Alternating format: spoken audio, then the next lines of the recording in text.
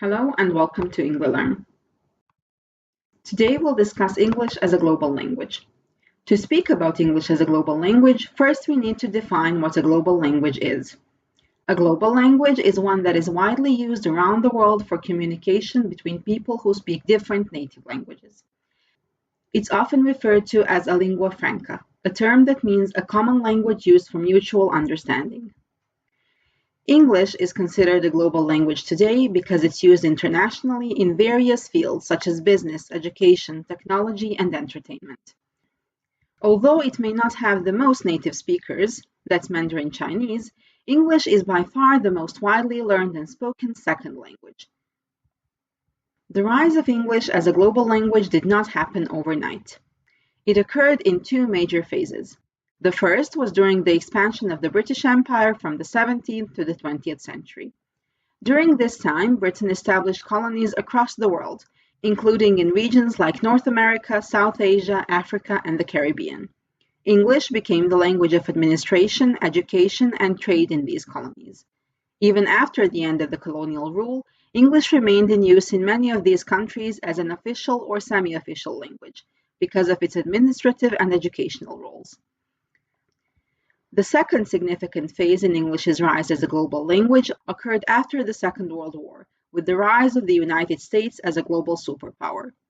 As the US rose in power, American influence in areas such as business, technology, entertainment, and international diplomacy increased. Hollywood films, American television, pop music, multinational companies, and even the rise of the Internet helped spread English worldwide. English was no longer just the language of the British Empire. It became the language of modernity and opportunity. To understand how English functions globally, linguist Braj Kachru introduced a useful model known as the three circles of English. This model shows how English functions in different parts of the world, helping us understand the varying roles it plays in different countries. The model divides the world into three groups based on how English is used. The inner circle consists of countries where English is the native language. This includes places like the United States, the United Kingdom, Canada, Australia, and New Zealand. In these countries, English is the first language for the majority of population and is used in all domains of life. The outer circle includes countries where English is not the first language, but plays a major institutional role, often as an official or second language. It's widely used in important areas such as government, education, and the media, even though most people speak other native languages at home. These countries often have a colonial history with the British Empire, so English became an official language after colonization. Examples of outer circle countries include India, Nigeria, and Singapore. The expanding circle is made up of countries where English is learned as a second or foreign language and does not have the same institutional role as in the outer circle. In these countries, English is primarily used for international communication, business, or travel. Examples include China, Brazil, and Russia. In the expanding circle, English is not embedded in daily life, but is important for accessing global education, employment, and media. As English spread across the globe, it has evolved into multiple forms, influenced by local cultures and communicative needs. This has led to the development of a phenomenon known as world Englishes, which refers to the different varieties of English spoken around the world. These varieties include different accents, vocabulary, and even grammar influenced by local languages and customs. For example, Indian English features words like prepone, to move an event to an earlier time, which isn't found in British or American English. In Singapore, there is a variety known as Singlish, which blends English with elements of Chinese, Malay, and Tamil. Similarly, in countries like Nigeria, English incorporates local languages and expressions. These variations of English are not incorrect versions of the language. They are legitimate forms of communication that reflect local identities and cultural influences. The concept of world Englishes challenges the idea that there is only one correct form of English, typically British or American English. Instead, it recognizes that English has evolved in diverse ways to meet the needs of its speakers worldwide. Another important concept is English as a lingua franca. This refers to the use of English as a common language between speakers of different native languages. When people from different linguistic backgrounds meet, They often use English to communicate, even if it's not their first language. For example, at an international business meeting, a German speaker and a Japanese speaker might use English as a shared language, even if neither speaks it perfectly. In these situations, the goal of using English is communication, not perfection. Grammar mistakes, different accents, and simplified sentences are common, but as long as both speakers understand each other, the conversation can still be successful. This is one of the main reasons why English has become so globally important. It's flexible and accessible for people of various linguistic backgrounds. It allows people from different countries to connect without needing to master the language at a native speaker level. Such usage highlights that English is increasingly being shaped by its global users and not just by native speakers. There are several reasons why English has become so important on the global stage. One of the main reasons is its use in international business and trade.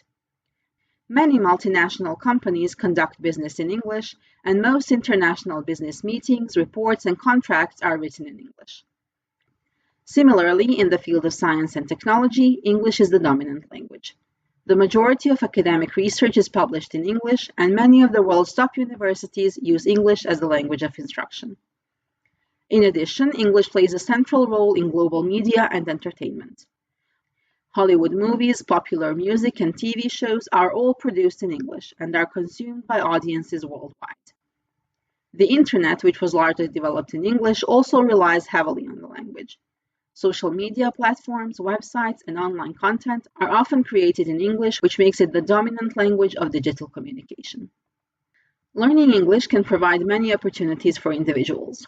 It allows people to access higher education and connect with others internationally. And as a result, English proficiency is seen as a valuable skill in many parts of the world. Despite its many benefits, there are some challenges and concerns associated with the global dominance of English. One of the main issues is the potential loss of linguistic diversity.